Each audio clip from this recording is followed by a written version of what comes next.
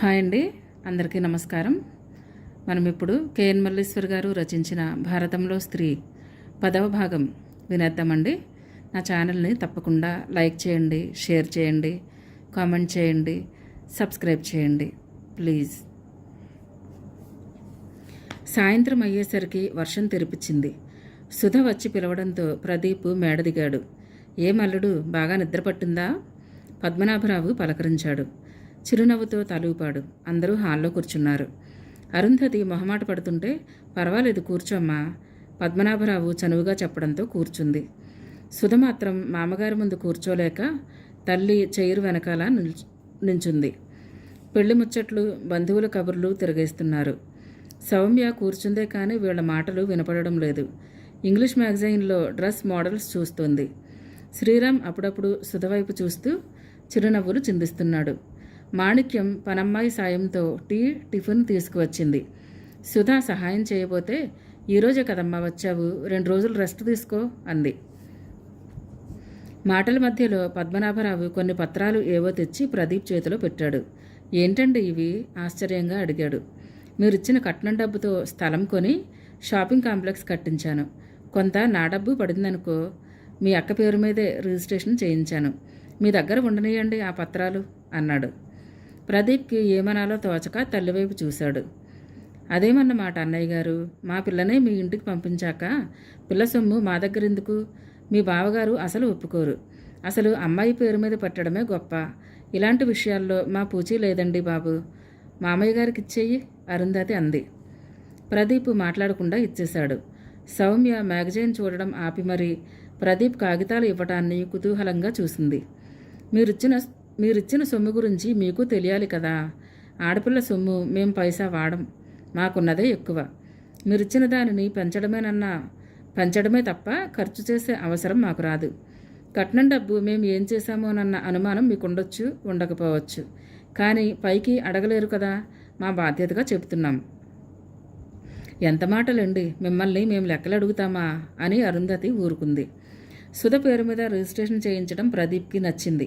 పైకి ఏమీ అనలేదు. అందరికన్నా ముఖ్యంగా సుధ మనసు తేలికపడింది. దాంతోపాటే పశ్చాత్తాపం లాంటిది కలిగింది. ఇన్నాళ్ళు ఈ డబ్బు విషయంలో పట్టించుకోనట్లున్నా మనసులో అప్పుడప్పుడు ములులా కదులుతూ ఉండేది. తమకు చెప్పకుండా పొలం బేరం పెట్టించేశారని తనెంత బాధపడింది, అందరినీ అనుమానించింది. కానీ ఇప్పుడు తన డబ్బుతో పాటు మరికొంత వేసి మరీ షాపింగ్ కాంప్లెక్స్ తన పేరును పెట్టారు. ఈ కాలంలో ఇంతగా కోడలకు విలువిచ్చేవారెవరు? ఈ క్షణంలో మామగారిని చూస్తుంటే మనసంతా పూజ్యభావంతో నిండిపోయింది. సాయంత్రం అలా కబుర్లతో గడిచిపోయింది. ప్రదీప్కి మాత్రం చాలా బోరుగా అనిపిస్తుంది. ఇంకో రోజు ఉండాలంటే కష్టంగా ఉంది. చాలా బోరుగా ఉందమ్మా, చాదస్తాలన్నీ పెట్టుకోకు, వెళ్ళిపోదాం. తల్లి దగ్గర నసిగాడు. వద్దు బాబు, ఉండమని మరీ అంతగా చెప్తున్నప్పుడు కాదనడం బాగోదు అంది. అతనికి మాట్లాడటానికి ఎవరూ దొరకడం లేదు. సుధా మాణిక్యం చుట్టూ, శ్రీరామ్ సుధ చుట్టూ తిరుగుతుండటంతో అతనికి ఫ్రెండ్లీగా కబుర్లు చెప్పేవాళ్లు కరువయ్యారు. సౌమ్య కరుణలని పలకరించాలంటేనే హడల్. ఎప్పుడు ఏడిపిద్దామా అన్నట్లుంటుంది వాళ్ల ధోరణి. మర్నాడు ఉదయం సౌమ్య, కరుణ, ఇంకో 2 చుట్టాలను కలుపుకుని సుధ తెచ్చిన సారని పంచిపెట్టారు. సౌమ్య, కరుణ పట్టులంగా ఓణి వేసుకుని చందనపు బొమ్మల్లా తయారయ్యారు. ముత్యాల్లాంటి పిల్లలమ్మ, ప్రతి ఒక్కరూ మెచ్చుకునేవాళ్లే. దాంతో సౌమ్య ఆకాశంలోనే విహరించడం మొదలుపెట్టింది. కరుణ కూడా అదే స్టేజ్కి వెళ్ళబోయింది. కానీ నిన్న ప్రదీప్ 5 ఏళ్ళు 8 ఏళ్ళ అంటూ ఏడిపించడం గుర్తొచ్చి ఆగిపోయింది. తను ఎంతో బాగుంటుందని అందరూ అంటారు. కానీ అతను తనను పట్టించుకోవడం లేదు. తనకి ఇప్పటికి ఎన్ని లవ్ లెటర్స్, ప్రపోజల్స్ వచ్చాయో అతనికి తెలియదు. లోకమంతా తన అందాన్ని గుర్తించిన సమయంలో తను ఏమాత్రమో ఇంట్రెస్ట్ చూపిస్తున్న మనిషి తనని, తన సౌందర్యాన్ని ఏమాత్రం లెక్క చేయకపోవడం టీనేజ్ అమ్మాయిలకి చాలా అవమానాన్ని కలిగిస్తుందనుకుంటా. అంతేకాదు, వాళ్ల నోటితోనే పొగిడించుకుని తీరాలన్న పట్టుదల కూడా పెరుగుతుంది. ఇంటికి వచ్చాక ఆ పట్టుదలతోనే అలంకారాలు తీసివేయకుండా ప్రదీప్ కోసం చూసింది. ఇంట్లో కనబడలేదు. సుధని అడిగితే మేడ మీద ఉన్నాడని చెప్పింది. పట్టులంగా 2 చేతులతోనూ కొంచెం పైకెత్తి చెంగున 2 మెట్లు చొప్పున ఎక్కుతూ మేడ మీదకి వెళ్ళింది. అతను గది బయట ఓపెన్ ప్లేస్లో చైర్ వేసుకుని పేపర్ చదువుతున్నాడు. ఒంటిన ఉన్న ఆభరణాల గలగలలు, కాలిపట్టీల శబ్దం పట్టులంగా రెపరెపలు, దబదబా అడుగుల చప్పుడుకి తలెత్తి చూశాడు. ఎంత కంట్రోల్ చేసుకున్న మనసులో ఇష్టంలాంటి భావమేదో. టీనేజ్ నుంచి అతనికి కొన్ని నిశ్చితాభిప్రాయాలు ఉండేవి. కాలేజీ ప్రేమలు, షికార్లకి అతను దూరం. చదువుకునేటప్పుడు అతని బ్యాచ్లో చాలామంది అమ్మాయిలను ప్రేమించి వారితో ప్రేమింపబడుతూనే లేదా వన్ వే లవ్లో విరహంతో మగ్గిపోతూనే ఉండేవారు. అంతగా ఇష్టపడాల్సిన వాళ్ళు అతనికి కనిపించలేదు. కొంతమంది అందంగా, ఆకర్షణీయంగా ఉండేవారు. వారి మాటలు, నవ్వు, నడక నచ్చేవి. ఇష్టంగా అనిపించి స్నేహంగా మాట్లాడేవాడు. 1-2 వారాల్లోనే వారిలో తనని ప్రభావితం చేసే అంశం ఏదీ కనిపించేది కాదు. దాంతో ఆ ఇష్టం స్నేహం వరకే పరిమితమయ్యేది. అలాంటి ఇష్టమే ఇప్పుడు ఈ అమ్మాయిని చూస్తుంటే కలుగుతోంది. అతని చూపులకి కరుణ కొంచెం సిగ్గుపడి ఇతను కూడా ఫ్లాటా అనుకుంది. ఏం చేస్తున్నారు? మేడ మీదకి హడావిడిగా రావడం అయితే వచ్చింది కానీ ఏ వంక చెప్పాలా అన్నది తెలియడం లేదు. పేపర్ చదువుతున్నాను. ఆమె ముఖాన్నే చూస్తూ సిన్సియర్గా జవాబిచ్చాడు. కాసేపు నాతో చిట్చాట్ చెయ్యొచ్చుగా. చేతిలో పేపర్ లాగేసుకుని ఎదురు కుర్చీలో కూర్చుంటూ అంది. ఎవరూ దొరకలేదా? నా మీద పడ్డారు. ఎక్కడ పడ్డాను అని అందామా అని ఓ క్షణం కళ్ళు పైకెత్తి మరీ ఆలోచించింది. కానీ బాగోదేమోనని మానేసింది. చక్కగా మాట్లాడి మీకు బోర్ లేకుండా చేద్దామని వస్తే బొంగమూతి పెడుతూ అంది. సారీ, అయితే చెప్పండి. ఆసక్తిగా ఆమె ముఖాన్ని పరిశీలిస్తూ అన్నాడు. చూడగానే ఆకట్టుకునే ముఖ కవళికలు, కోలముఖం, నున్నటి బుగ్గలు, పెద్ద కళ్ళు, తీరుగా ఉన్న ముక్కు, ఎత్తుగా ఉన్న నుదురు, వత్తైన జుట్టు, కొనదేలిన చిన్న గడ్డం, పొడవుగా సమానమైన లావుతో బాల్యం దాటి యవ్వనం శరీరం మీద దాడి చేస్తున్న వయసు. ఇదేనా ఈ అమ్మాయిలో తనని ఆకర్షిస్తున్నది? అలా అయితే సౌమ్య ఇంకా అందగత్తేనే. తేల్చుకోవడానికి అన్నట్లు ఆమెను శోధిస్తున్నాడు. ముఖంలో కదలికల్లో విలక్షణత, పరిపూర్ణత్వం వైపు, వ్యక్తిత్వం వైపు దృష్టి సారిస్తున్న తత్వం నిక్షిప్తమైనట్లుగా ఉంది. అదేనేమో తనని ఆకట్టుకుంటున్నది. పేపర్ చదువుతున్నట్లు నటిస్తూ మధ్య మధ్య అతని చూపుల్ని ఎంజాయ్ చేస్తున్నదల్లా సడన్గా పేపర్లో ఏదో తన దృష్టిని ఆకర్షించిందనడానికి గుర్తుగా కళ్ళు ఆ అక్షరాల వెంట పరుగులు తీస్తున్నాయి. నొసలు ముడిపడి ఉన్నాయి. 5 నిమిషాలు లోకం మరచి చదివిన తర్వాత తలెత్తింది. ఆ మొహం ఎర్రబడి బాధ, నిస్సహాయత, క్రోధంతో ప్రజ్వలిస్తుంది. నాకు ఒక్కసారి మీ మగజాతంటే చెప్పరానంత అసహ్యం కలుగుతుంది. ఒక్కో మాట శూలంలా అతని హృదయాన్ని తాకింది. ఆ వయసులో ఆ అమ్మాయి వాడిన ఆ మాటకి అతను దిమ్మెరిపోయాడు. ఎందుకని అడగడం కూడా మర్చిపోయినట్లుండిపోయాడు. ఆడవాళ్ల మీద కోపం వస్తే చాలు, ప్రతీకారం తీర్చుకోవడానికి మీకు 2 గుర్తొస్తాయి. గుడ్డలోడ తీసి నడి రోడ్లో నిల్చోబెట్టడమో, మానభంగం చేయడమో. ఎంత అల్పంగా ఆలోచిస్తారు మీరు. ఆ పనుల మూలంగా మమ్మల్ని అవమానించినట్లు, చెడగొట్టినట్లు ఫీల్ అవ్వచ్చు. నిజానికి అది మీ పతనమే. ఈ న్యూస్ చూడండి. నడి వీధిలో వివస్త్ర కాబడిన మహిళ.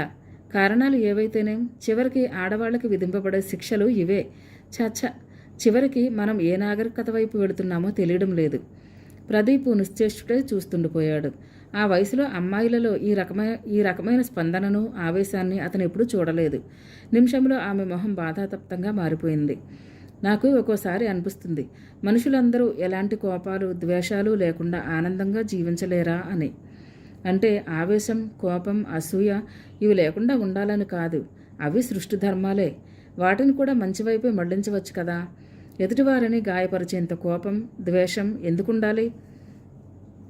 పేపర్లోకి కూడా విషయం ఎక్కిందంటే నలుగురిలోనూ ఆవిడ ఎలా తిరగలదు? అందరూ ఏవో కామెంట్స్ చేస్తారు. గద్గద స్వరంతో అంటూ తలదించుకుంది. కళ్ళ నుండి 2 నీటి చుక్కలు టప్మని పేపర్పై పడి ఆ నిశ్శబ్ద వాతావరణంలో చిరు శబ్దాన్ని సృష్టించాయి. ప్రదీప్ హృదయం విలవల్లాడింది. ఇంత బాధ ఎందుకమ్మా అని దగ్గరకు తీసుకుని కన్నీరు తుడవాలనిపించింది, ఓదార్చాలనిపించింది. ఇలాంటివి విన్నా, చదివినా చాలా హర్ట్ అవుతాను. బాధ, ఆవేశం కలుగుతాయి. కానీ నేను ఏం చేయగలను? లోకంలో ఎన్ని బాధలు, కష్టాలు. మనం ఇంకా అదృష్టవంతులం అనిపిస్తుంది. మనకే కష్టాలు లేవు. రోజు పడుకోబోయే ముందు, భగవంతుడా, నేను చాలా ఆనందంగా ఉన్నాను, ఈ ఆనందాన్ని అందరికీ కలిగించు అని ప్రార్థిస్తాను.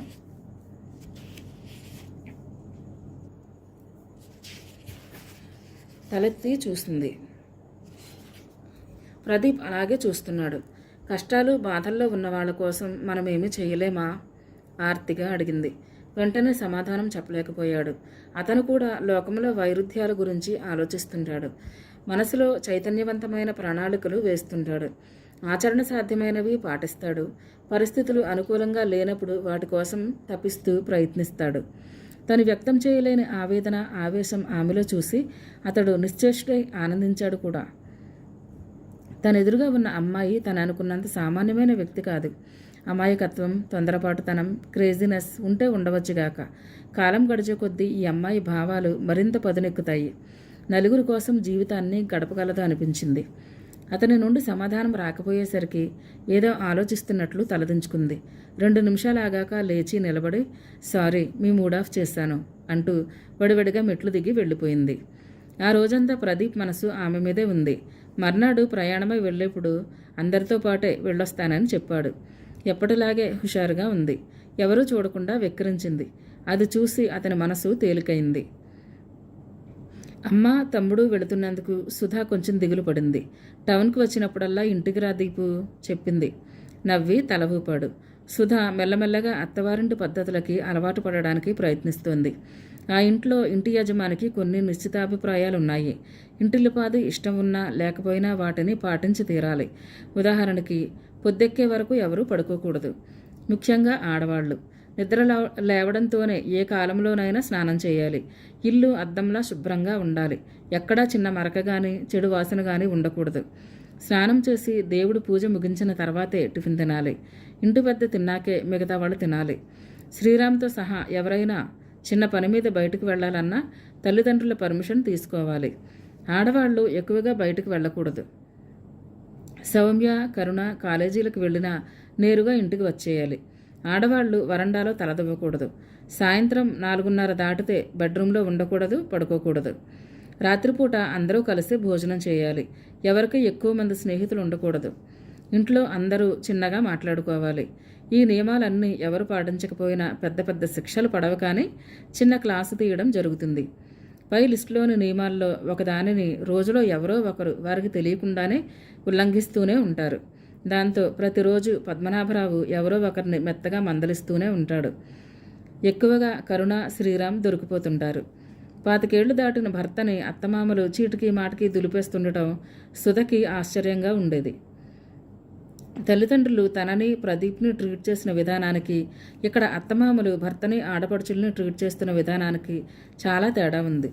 తల్లిదండ్రులు చాలా విషయాల్లో తనకి, ప్రదీప్కి చాలా విలువిచ్చి గౌరవంగా చూసేవారు. చిన్నప్పటి నుంచి ఎప్పుడూ కొట్టిన గుర్తు కూడా లేదు. పిల్లల్ని నెత్తికెక్కించుకోకూడదు, వాళ్ళనెప్పుడు ఆమెడ దూరంలో ఉంచాలి అని అప్పుడప్పుడు మాణిక్యం అంటూ ఉంటుంది. సాధారణంగా పిల్లలు పెద్దవాళ్ళైనా అప్పుడప్పుడు తల్లిదండ్రులు గారం చేసి నెత్తినెక్కించుకుంటూ ఉంటారు. మాణిక్యం దంపతులు దానికి విరుద్ధంగా అనుక్షణం కంట్రోల్ చేయడానికి ప్రయత్నిస్తుంటారు. రోజుకోసారైనా తామెంత కష్టపడి పైకొచ్చారో, పిల్లల్ని కని, తిండి పెట్టి, పోషించి, చదువులు చెప్పించడం ద్వారా పిల్లలు తమ పట్ల ఎంత కృతజ్ఞతను చూపించాలో చెబుతూ ఉంటారు. సుధకి ఇవన్నీ తప్పుగా తోచేవి కాదు, కానీ ఆశ్చర్యంగా ఉండేవి. అత్తవారింట్లో అన్నీ మంచి పద్ధతులే అని, అందరూ మంచివారేనని ఆమె గాఢంగా నమ్మడం మూలంగా తప్పుగా అనిపించలేదు. ఆ ఇంట్లో అలవాట్లకి, పద్ధతులకి ఆశ్చర్యపోతూనే అలవాటు పడడానికి ప్రయత్నిస్తోంది. వర్షాలు ముమ్మరంగా పడటం ప్రారంభించాయి. జోరున వాన కురిసినప్పుడల్లా చలి వణికించేసేది. ఆ చలిలో వెచ్చగా శ్రీరామ్ పరిష్వంగంలో ఉన్న సుధకి తెల్లారే లేవాలనిపించడం లేదు. అయినా 5:30, 6 గంటలకి అయిష్టంగా లేస్తోంది. గత 2 రోజుల నుంచి లేవగానే భయం కలిగించే విషయం ఏంటంటే చన్నీళ్లు స్నానం. ఆ ఇంట్లో అందరూ గడ్డకట్టుకుపోయే చలిలో కూడా చన్నీళ్లు స్నానమే చేస్తారు. తనకు చిన్నప్పటి నుంచి కాగుల కొద్దీ వేన్నీళ్లలో చన్నీళ్లు తొరుపుకుని చేయడం అలవాటు. మొదట్లో మొహమాట పడినా ఇక భరించలేక గ్యాస్ స్టవ్ మీద చిన్న కుండెడు నీళ్లు పెట్టుకునేది. అవి ఏ మూలకి సరిపోయేవి కావు. మరీ చల్లగా లేవు కదా అని సంతోషించేది. వారం తిరిగేసరికి ఆ సంతోషము ఆవిరైపోయింది. ఓ రోజు రాత్రిపూట శ్రీరామ్ ఆలస్యంగా ఇంటికి వచ్చాడు. భోజనం చేస్తూ చారు చల్లగా ఉన్నదని వేడి చేయమన్నాడు. అన్నిసార్లు వేడి చేస్తూ ఉంటే గ్యాస్ 10 రోజులకు కూడా రాదు. ఉదయం సాయంత్రం వంటలు, టిఫిన్లు, వేన్నీళ్ళ స్నానాలు. ఈ మధ్య ఆ గ్యాస్ వాడకం మరీ ఎక్కువైపోయింది అని కొడుకు మీద మాణిక్యం గయ్యమని లేచింది.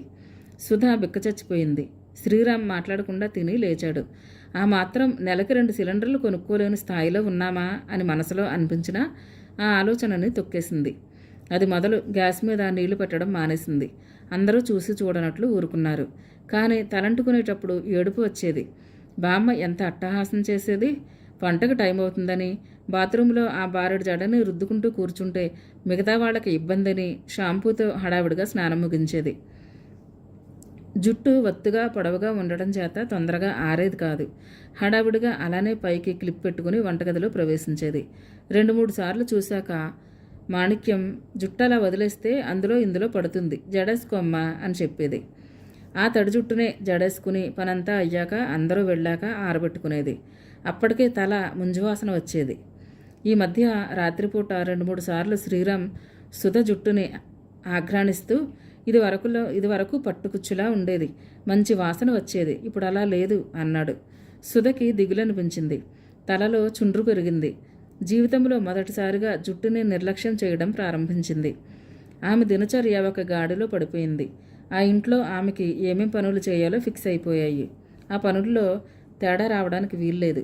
ఉదయాన్నే లేచి ఇల్లు ఊడ్చి స్నానం చేసి వంటగదిలో కూరలు తరిగి అవసరమైనవి అందిస్తూ వంటలో అత్తగారికి సహాయం చేస్తుంది. అందరూ బయటకు వెళ్ళాక టిఫిన్ చేసి వంటలు సర్దేసరికి 10:30-11. బెడ్రూమ్లోకి వచ్చి శ్రీరామ్ హడావిడిలో ఎక్కడివక్కడ పడేసిన వాటిని సర్దుతుంది. 11:30-12కి అత్తగారి ఆజ్ఞ మేరకు తామిద్దరికీ మళ్ళీ వేడి అన్నం వండాలి. ఉదయం వండిన కూరలు చాలకపోయినా ఆవిడకి వెరైటీలు తినాలని బుద్ధి పుట్టినా మళ్ళీ వండాలి. ఇద్దరూ తిని పడుకుందామనుకునేసరికి అత్తగారి వైపు చుట్టాలు కానీ చుట్టుపక్కల వాళ్ళు కానీ ఎవరో ఒకరు వస్తారు. వాళ్లకు మర్యాదలు చేయడం, టిఫిన్లు అందించడం, అత్తగారితో పాటు కబుర్లు చెబుతూ వాళ్ళని ఎంగేజ్ చేయడం. సాయంత్రం ఒక్కొక్కరు వచ్చేసరికి టిఫిన్ చేసి కాఫీ, టీ, హార్లిక్స్లలో ఎవరేది తాగితే అది ఇవ్వాలి. సుధ ఎలాగైనా అంట్లు ఎక్కువే వేస్తుంది అని అత్తగారు 2-3 సార్లు అనేసరికి చాలా అంట్లు ఆమె తోమేసేది. మాణిక్యం చూడనట్లు ఊరుకునేది. శ్రీరామ్ చూసి పనమ్మాయి ఉందిగా నువ్వెందుకు చేస్తున్నావు అని అడిగేవాడు. సుధ మాట్లాడేది కాదు కానీ మాణిక్యం టీ గ్లాసులే కదరా కడగని, మన పని మనం చేసుకుంటే తప్పేంటి అనేది. ఇంటిల్లిపాది ఎంగిలి గ్లాసులు కడగటం సుధ పని ఎలా అవుతుందన్న ప్రశ్న శ్రీరామ్కి వచ్చింది. కానీ అలాంటి పాపపు ఆలోచన కలిగినందుకు తనని తానే నిందించుకున్నాడు. ఇక సాయంత్రం ఆరిన బట్టలు మడతపెట్టి ఎవరి కబోర్డ్లో వాళ్ళు సర్దేస్తుంది. 6:30కి ఇల్లు మళ్ళీ ఒకసారి సర్ది వంట ప్రయత్నాల్లో పడుతుంది. సుధా ఇంటికి వచ్చిన 1-2 నెలల్లోనే మెల్లగా సాయంత్రం వంట సుధకి అప్పగించేసింది మాణిక్యం. ఆ ఇంట్లో వంట చేసి అందరినీ మెప్పించడం చాలా కష్టమని సుధకి తెలిసి వచ్చింది. అందరూ అన్ని రకాల కూరలు తినరు. ఒక్కరు తినకపోయినా మళ్ళీ ప్రత్యేకంగా వేరే కూర వండాల్సిందే. సాధారణంగా కుటుంబ సభ్యుల రుచులు కలుస్తాయంటారు. ఒకళ్ళకి కారం ఇష్టమైతే ఒకళ్ళకి పులుపు, ఇంకొకరికి తీపి. దాంతో ప్రతిరోజు ఎవరో ఒకరు కామెంట్ చేస్తూనే ఉంటారు. ఇలా వంకలు తీస్తుంటే సుధా విస్తుపోయేది. తను మరీ అంత హీనంగా వంట చేయదని తెలుసు. పైగా తన వంట తిన్న చుట్టాలు, ఫ్రెండ్స్ తను రుచిగా వండుతుందని అనేవారు. శ్రీరామ్ దగ్గర ఓసారి బాధపడితే మా అమ్మ చేసినా అలాగే అంటాం అన్నాడు. అది అబ్జర్వ్ చేసింది. ఆమె వండినప్పుడు ఎవరైనా వంక పెట్టడం మొదలు పెడితే ఓ గదుముతుంది. దాంతో ఆమె నోటికి దడిచి అందరూ గప్చిప్. తను అలా అనగలదా? ఓ రోజు ఉదయాన్నే లేచి స్నానం చేసి వంటగదిలో పని పూర్తి చేసి క్యారేజీలు కట్టి వంటలు సర్ది సింకులు కడిగాక ఒళ్ళంతా చెమట పట్టి చిరచిరలాడుతుంటే అత్తగారు చూస్తే ఏమంటారోనని బెరుగ్గా బాత్రూంకి వెళ్ళి ఉదయం 10 గంటలకే రెండోసారి స్నానం చేస్తున్న సుధకి హఠాత్తుగా దిగులనిపించింది. ఈ జగతికి జీవనజ్యోతి అయిన ఇల్లాలుగా తను ఉండగలనన్న భ్రమ తొలగిపోతున్నట్లుగా అనిపించడంతో ఏర్పడిన దిగులది. అది భ్రాంతేనేమో. ఎంత పని చేసినా జుట్టు చెరక్కుండా, చీర నలక్కుండా, చెమట పట్టకుండా ఉండటానికి తను హీరోయిన్ కాదు, ఇది సినిమాను కాదు. పెళ్లికి ముందు ఎంతగా ఊహించుకుంది అందరికీ సేవలు చేసి సంతోషపట్టాలని.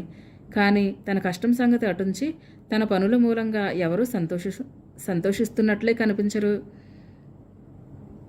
ఈ విషయం తెలిసేసరికి పెద్ద జీవిత సత్యం కనిపెట్టినట్లు అనిపించింది.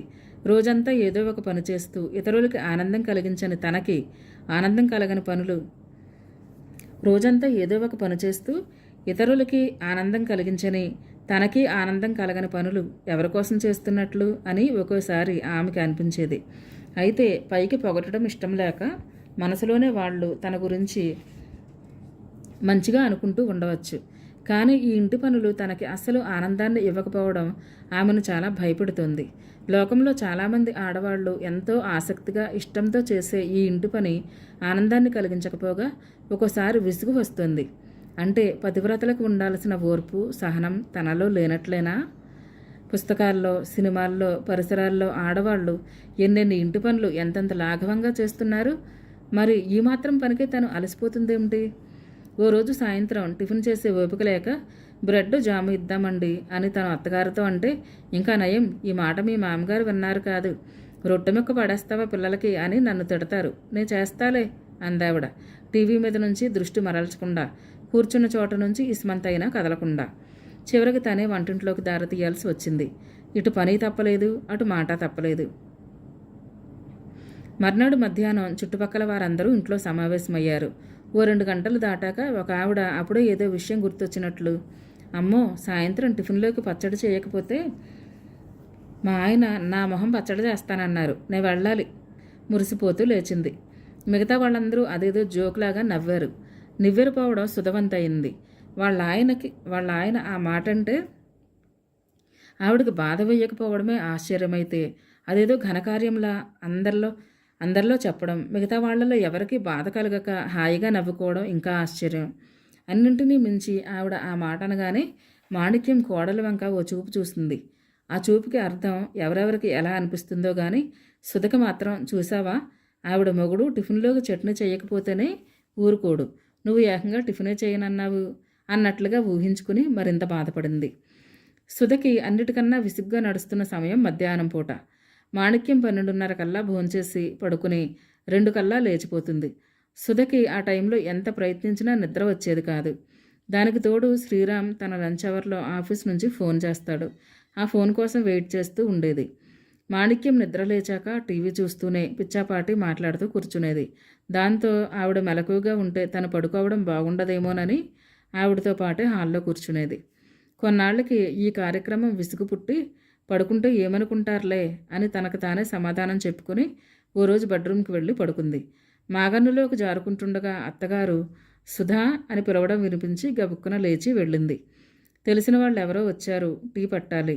హఠాత్తుగా లేవడం వలన తలనొప్పి బిగినైంది. తర్వాత ఓ వారం ఇదే తంతు. పడుకోవటం, ఎవరో రావటం, అత్తగారు పిలవటం, తను లేచి కోడలి బాధ్యతలు నిర్వహించడం, సగం నిద్రమూలంగా నిస్సత్తువ, తలనొప్పి ఆవహించేవి. ఆ మధ్య ప్రదీప్ పెయింటింగ్ కాంపిటీషన్స్ ఏవో అవుతున్నాయని ఫోన్ చేశాడు. మధ్యాహ్నం పూట దాని మీద దృష్టి కేంద్రీకరిద్దామని పెయింటింగ్ ప్రారంభించింది. మొదటి 3 రోజులు పని సజావుగా జరిగింది. ఆ పూట కూడా కష్టపడితే వర్క్ ఫినిష్ అవుతుందని ఉత్సాహంగా కలర్స్ వేస్తుండగా సుధా అని అత్తగారు గట్టిగా పిలిచింది.